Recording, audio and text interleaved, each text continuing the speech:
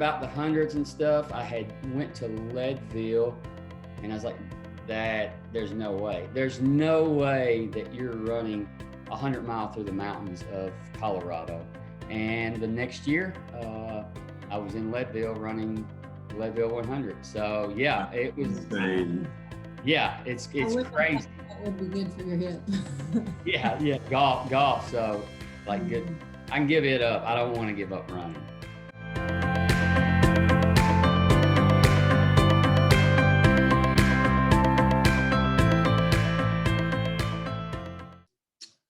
Hello, 359 Nation. This is Dan and Claire, and we're with Kevin Lashley. We're thrilled to have Kevin. He's our Impossible Story of the Month.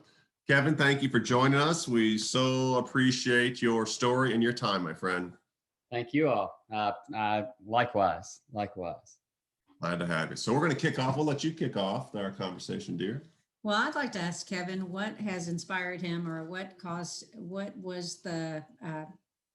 just drove you to start participating in these ultra long races or running adventures? After probably 6, 7, 8 years of just running in general, kindly had a hip issue. Doesn't sound like what drove me to it, but it did. Had a hip issue, and for a month or two, kind of quit completely running just to try to get that healed. Come back, got the training again. Man, everything was fine. Doctor says, look, it's not running that's causing the hip issue. It's too much golf. I was like, okay, I can give up the golf and keep the running. And I did for a while. Hit another marathon right after that. And I was like, I want to try something a little different. Jumped into a 40-mile ultra, and I was like, this is okay. When I heard about the hundreds and stuff, I had went to Leadville, and I was like, there's no way. There's no way that you're running 100 mile through the mountains of Colorado. And the next year, I was in Leadville running Leadville 100. So yeah, it was insane. Yeah, it's crazy. That would be good for your hip. Yeah, golf. So like good, I can give it up. I don't want to give up running. Gotcha. Wow. So Kevin obviously does ultra marathons, and he specializes in either the 100-mile race or ultras or the 24-hour events. Is that correct? And I had no idea such a thing existed. Yeah, my favorite is actually I love the 24-hour. I like the 100. I want to give the 100 on a fast course another go. 24 is right there. My favorite format is actually like the last man standing event. That sounds tough. Yeah, it's different, right? It's equal for everybody in the fact that everybody has a chance to finish within that hour before they start the next loop. So yeah, I love the 24-hour and what it I guess puts you through mentally, physically, emotionally, all the above. But the last man standing to me is my favorite format. Now what does that mean? What's last man standing? So you do a 4.1677 mile loop every hour on the hour. Wow. And the reason that particular distance is in 24 hours, it equals 100 miles. So if you have 20 people in it and they continue on and continue on and continue on, and you get to 24 hours and then there's 4 people, you just keep going. And then you get down to 2 people. If one person finishes that loop and the other one doesn't make it back in time, then the race is over, the one that finishes it. But if you both finish that loop and then one individual drops out, the last person has to do one more lap by themselves within that hour time limit. So you have to finish within an hour, right? If you finish in 45 minutes, you get a 15-minute break, but you have to be back to the start line on the hour every hour. So yeah, I think right now the record was at Biggs a couple of years ago, and it's right around that 69 or 70 hour mark. Yeah. So yeah, that's crazy. Do you have somebody who trains with you? Is there anyone crazy enough to train with you? Or are you the craziest guy? Yeah. I run with Matt and Court a little bit, and but as far as the other parts of it, the training wise, I mean, I do a lot of runs by myself, uh, a lot of them, and it makes sense, I guess, and that's okay. I don't mind it. It gets old from time to time, but that also plays a part, in the training. I guess it comes from the mental side of things, is preparing yourself to know that you may be out there by yourself, even though there's other people on the course or on the trail or whatever. You still may be by yourself for hours upon hours. So let's dig into that a little bit, because that's we love the mental side of it. We are all about ordinary people doing extraordinary things, which, last man standing or 100-mile race are certainly extraordinary things. So kudos to you, my friend.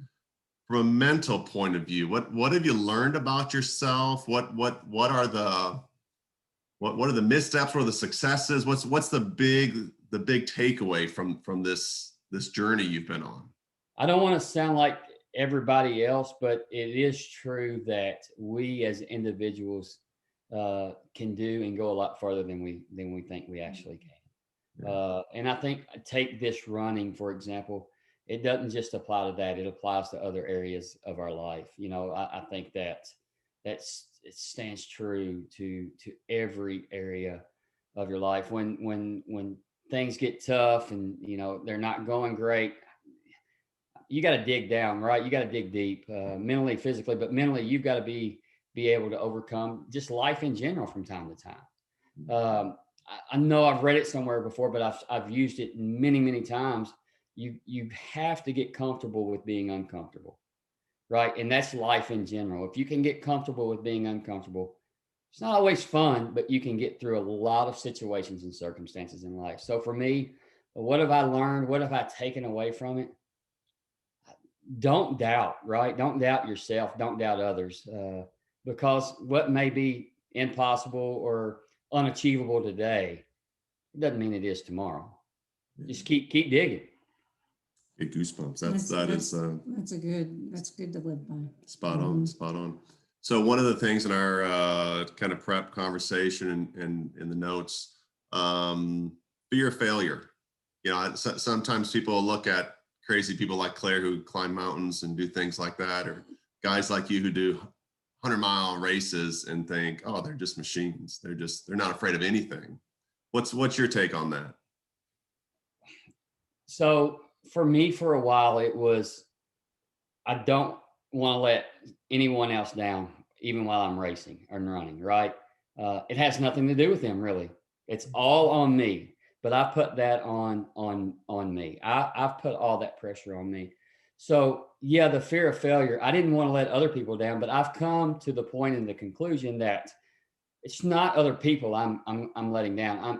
If I think I'm failing, it's only me that I'm letting down.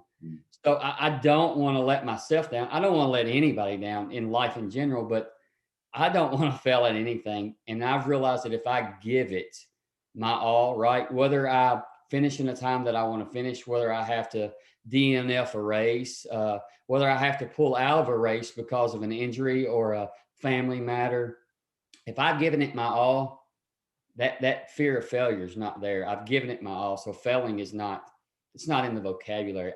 But I want to be able to say that I've given it my all, and that failure didn't have an opportunity. The only way for it to have an opportunity is if I don't give it everything that I have. Yeah, that's regret right there. Absolutely.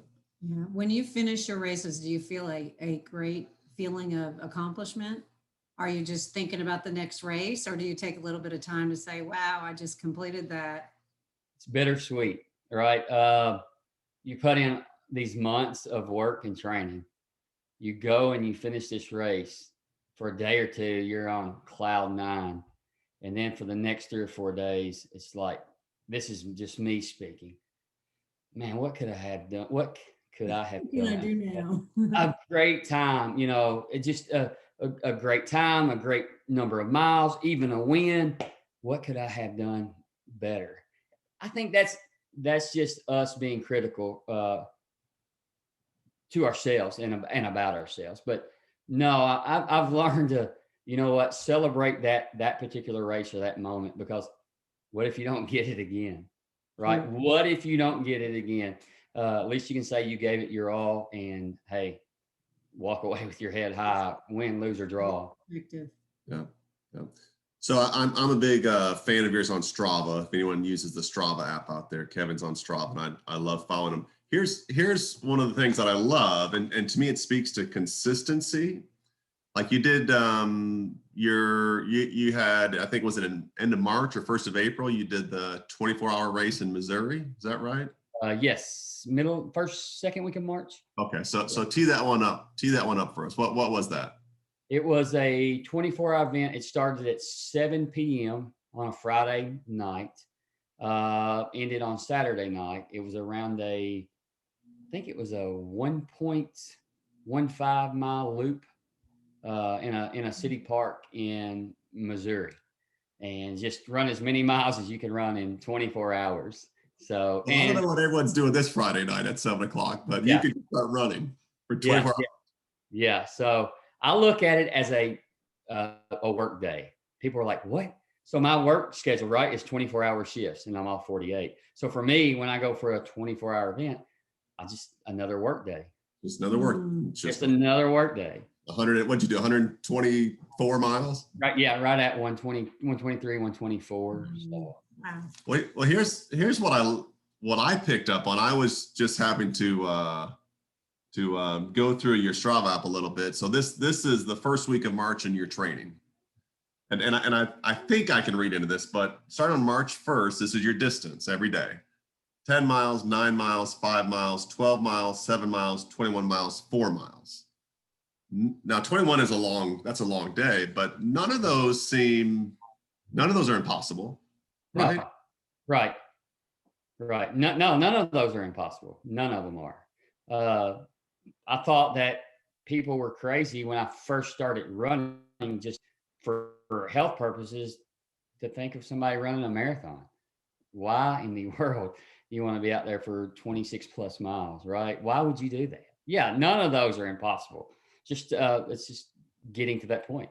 Yeah. It's just getting there and gradually increasing is what it is. Ratchet. I love the word ratchet. Just ratchet up. Yeah. A little bit better. So, well, that is really cool. Your ultimate 359. Tell me about wildest dreams. Wildest dreams. I'm sorry. When it comes to ultra and I've done 3 24-hour events. I ultimately want to hit the U.S. qualifying number for the 24-hour event. It's 145 miles for men. You know, I've been to that 125. We're a little over 125. It's just the next step. I want to hit the number. You know, I think right now the alternate, they take 6th, then their 7th is the alternate. He's at 146, 147 for the October race. It shuts down next month for this qualifying time. I want to hit that number, but ultimately I want to be, I want to make that team one time. I do. I mean, I don't throw that out there much. You know, I don't air that a lot, but I want to hit it one time. And I would love to, if it's just the alternate, right? I want to be on that team one time. I think it would be awesome. And the guys and the girls that are on it now, they're great individuals. You know, I've had opportunities to run against them and race with them. Phenomenal individuals. They're just one step up, right? So it's just a matter of time and trying to get there. Very cool. There is a little club of people that you see at these races and become familiar with and have a support system with, I guess. Oh yeah, I went in December to Phoenix to run Desert Solstice. It's the most competitive 24-hour track event anywhere. And oh my goodness, the people that were there, the names that were there, it was, you know, just phenomenal. They didn't care. Like, they don't care if you're the best or you're the worst. The support that they show each other is, it's out of this world. It's unbelievable. And you would think that these people that's made the team 5, 6, 7, 8 times, they don't care. They speak, they see you, and you're just one of them. That's really cool. That's really cool. Well, Kevin, if people want to follow you on, I think you're on Instagram. That's What's your handle on Instagram? I think it's Lashley 40_1. I think is right. Lashley Yeah. 40_1. Yes, sir. Well, thank you for taking the time and for sharing your story with us. I'll follow up with you. We'll talk about the Grand Canyon a little bit more. Likewise, thank you all and appreciate what you do. It's Thanks, inspiring. See ya. See you, Bye. bud.